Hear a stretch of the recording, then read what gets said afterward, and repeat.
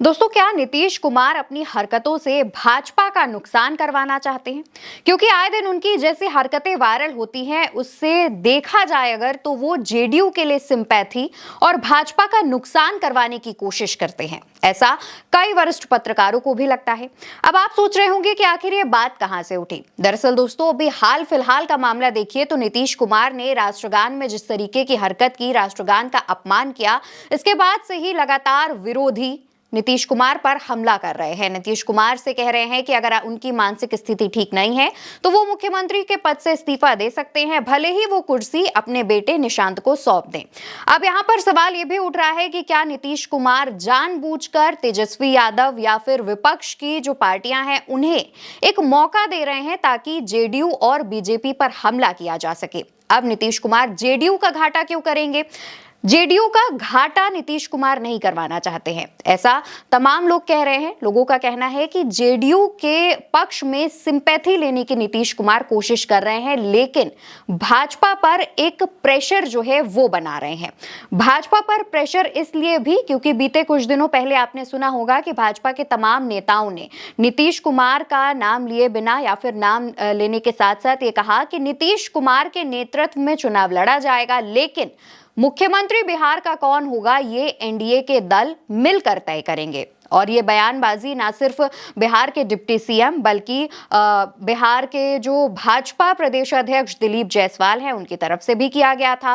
अब यहाँ पर एक पोस्टर भी सामने आया था भाजपा की तरफ से, जहां पर नीतीश कुमार उस पोस्टर से गायब थे, जबकि बिहार में गठबंधन की सरकार है, यानी कि एनडीए की सरकार है। इसके बाद से ही तमाम अटकलें लगाई जाने लगी थी। हालांकि इस सिचुएशन को मैनेज करने के लिए कहा यह गया था कि नीतीश कुमार ही सीएम फेस होंगे, लेकिन नीतीश कुमार को अभी भी बीजेपी की इस बात पर संशय है। नीतीश कुमार को ऐसा लग रहा है कि कहीं आने वाले दिनों में या फिर इलेक्शन के बाद उनका शिंदेकरण ना कर दिया जाए। जिस तरीके से महाराष्ट्र में शिंदे के फेस पर चुनाव लड़ा गया, लेकिन चुनाव के बाद जो सीएम की कुर्सी है वो फडणवीस को दे दी गई।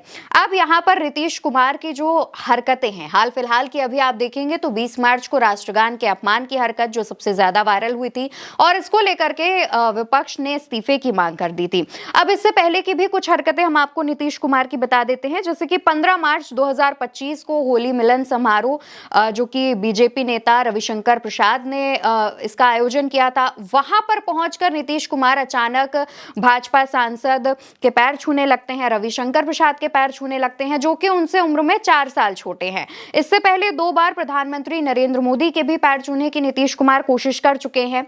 और अगर आप विधानसभा में देखेंगे तो बजट सत्र के दौरान वो तेजस्वी से इशारों में बातचीत किया करते हैं। कभी पूछते हैं कि क्या खा रहे हो, कभी पूछते हैं कि दाढ़ी मूंछ क्यों नहीं बनवाई, शेव क्यों नहीं करवाया। और इसके बाद आप देखेंगे तो 30 जनवरी की घटना, जहां पर बापू को श्रद्धांजलि देने के बाद अचानक ताली बजाने लगे थे, स्पीकर ने उन्हें ऐसा करने से रोका था। प्रधानमंत्री के पैर छूने का जिक्र हम कर ही चुके हैं। 2 बार नीतीश कुमार ने प्रधानमंत्री के पैर छूने की कोशिश की। शीतकालीन सत्र के आखिरी दिन सदन में मंत्री अशोक चौधरी के ब्रेसलेट से अचानक खेलने लगे थे, जिसके बाद खुद मंत्री अशोक चौधरी भी हंसने लगे थे। और गांधी मैदान में रावण वध के दौरान जो उन्होंने तीर धनुष फेंक दिया था, वो घटना भी सामने आई थी। इसके बाद से ही विपक्ष जो है वो कह रहा था कि मुख्यमंत्री की जो मानसिक स्थिति है वो ठीक नहीं है। अब आप ध्यान देंगे कि मुख्यमंत्री नीतीश कुमार के आसपास जो पहरा है वो भी कड़ा रहता है। कुछ दिन पहले खबर ये भी आई थी कि जब नीतीश कुमार से पत्रकारों ने सवाल पूछा तो सम्राट चौधरी ने कहा, चलिए ना सर, यानी कि उन्हें सवालों के जवाब देने से भी रोका जा रहा था ताकि वो कुछ ऐसा बयान ना दे दें। अब दोस्तों, जितने भी वरिष्ठ पत्रकार हैं उनका कहना है कि नीतीश राजनीति के मंझे हुए खिलाड़ी हैं। उनकी जो भी वो बयान देते हैं उसमें एक कड़कपन रहता था, सोच विचार करके बयान देते हैं। अब उनकी उम्र को भी इस पे जोड़ा जा रहा है। कुछ लोगों का कहना है कि हालांकि उम्र उन पर हावी हो सकती है, लेकिन इस तरीके की हरकत, कभी इस तरीके की हरकत करते हैं, कभी अचानक से एक्टिव मोड में नजर आते हैं और विधानसभा में खड़े होकर के कई आक्रामक भाषण देते हैं, तो फिर विधानसभा में महिलाओं का अपमान भी करते हैं।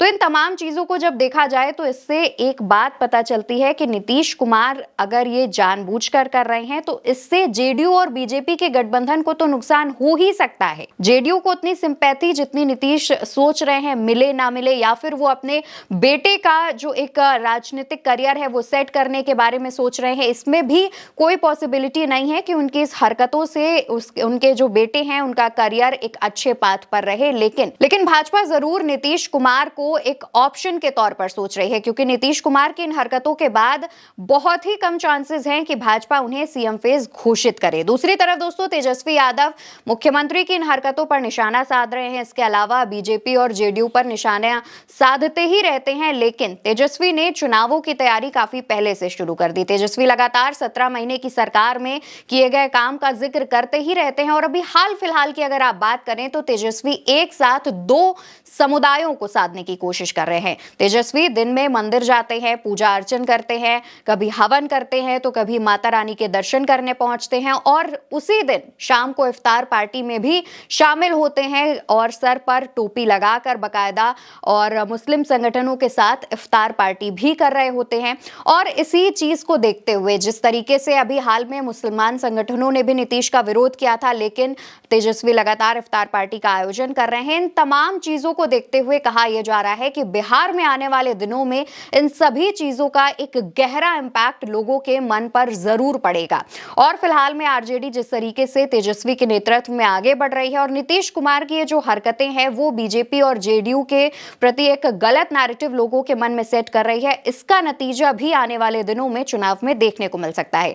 फिलहाल इन तमाम चीजों पर आपकी क्या राय है उसका जवाब कमेंट बॉक्स में दीजिएगा और साथ ही उल्टा चश्मा यूसी को सब्सक्राइब करना बिल्कुल मत भूलिएगा।